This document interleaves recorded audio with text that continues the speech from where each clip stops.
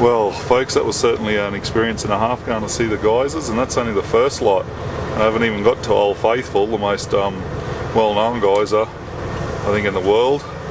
But yeah, I topped it off by having another first-off experience. I had to go to the toilet, which is no problem. They had toilets there. They had old thunderbox, pit toilets, whatever you call them, and that's not a problem at all. The problem was it's -4 degrees in there, and I was a little bit sweaty from walking around and with warm clothes on. So when I sat down on the toilet seat, my arse just about stuck to it, just about froze there. So that wasn't exactly fun, but it was an experience, I'll have to say that. So yeah, that's it guys. I'll get back on the road and head to the next interesting site. It's good that I'm able to actually bring the truck into the park. I was a bit worried that they wouldn't let me and that I'd have to hire a car, so it's been good, but then again the truck's a lot smaller than those big camper vans they have over here. Well everybody, unfortunately my time in Yellowstone National Park is going to have to come to an end. I didn't get to see half the things I wanted to, but at least I got to get here and get some amazing photos and that. After sitting and watching Old Faithful spring a leak, I get back to my truck and it's sprung a leak. Yeah, one of the radiator hoses, one of the pipes, yeah, it's got a spring-loaded clamp on it and it's obviously leaking. So I got coolant leaking from my truck again, and there's just no way in the world I'm going to drive in a national park with antifreeze leaking because of the, you know, the pollution side of it for a start, and also for the fact that I could, you know, it could get worse while I'm in here, and it might be a bit hard to get bloody help when you're in the national park. So I'm going to go back to West Yellowstone, pick up my trailer, and head on over to Idaho.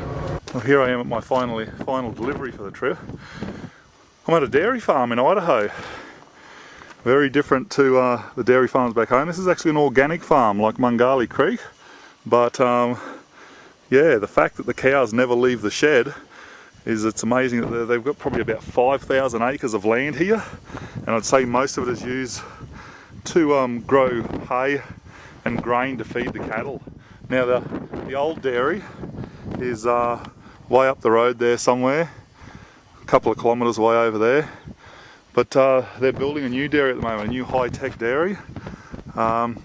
This is the bales over here, very high-tech.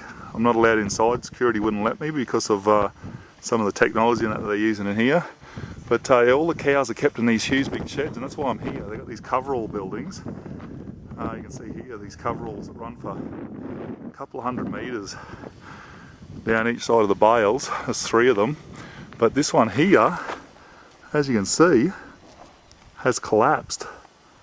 Now, coverall buildings are very, very strong, and you know, it takes something pretty amazing to make them collapse like this, and I thought it must have been a huge storm, like a hailstorm or wind or something like that, you know, like a mini tornado. But this is actually the result of a freak snowstorm. 14 inches of snow fell overnight, and just the weight, the sheer weight, 14 inches of snow, and just collapsed it. So I've just delivered a heap of new covers and a heap of steel and that, so they can fix it up so that the new dairy can get ready. So I'm now on my way to Ogden in Utah. Yeah, I know they've got these huge big feedlot type dairies in Australia too, down south. They actually only milk about 3,500 head a year, which compared with some of them is quite small. But as I said, it is an organic dairy, and certainly the biggest organic one I've ever seen. You can see the damage here to the coveralls. But it must have been heavy, that snow, I tell you, because these buildings are tough. Shit, I don't remember the roads going into the dairies back home being this good.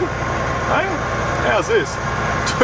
Two lanes or 2.5 lanes of bitumen with these beautiful post and rail fences down each side. I've got to give it to them, mate. Big farms over here really do make sure everything's top notch. Hey, imagine having a bitumen, I mean, yeah, the turnaround for the milk tanker. Huge big turnarounds, all bitumen, the whole thing, with gutters. It's just absolutely amazing. But then again, I suppose if the money's not there, you're not going to do it in Australia, are you? Oh well guys, I'm on my way to Utah. Still in Idaho at the moment, heading southeast along the I-84, heading for Utah. Beautiful weather today, beautiful sunset, and probably be cool again tonight. Might actually have to run the heater. I don't know how cold it's going to be in Ogden. I'll check the weather forecast when I get there. But yeah, it does get cold in them parts, so I'll just have to make sure that I don't get cold tonight. But yeah, we'll talk to you all later. Maybe on my way back from Utah to Canada.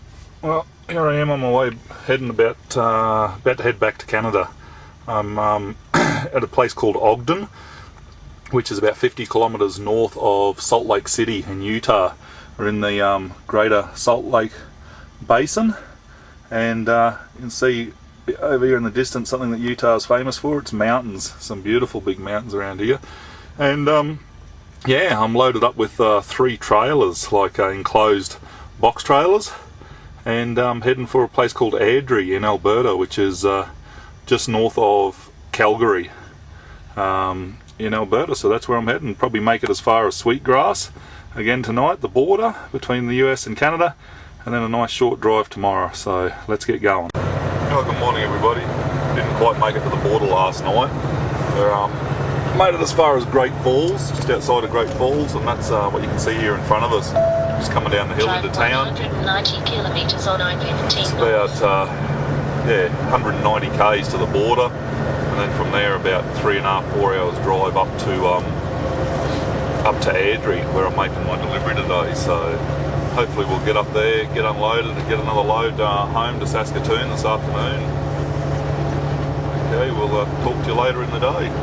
Looks like it's going to be another beautiful day. The weather's just fantastic.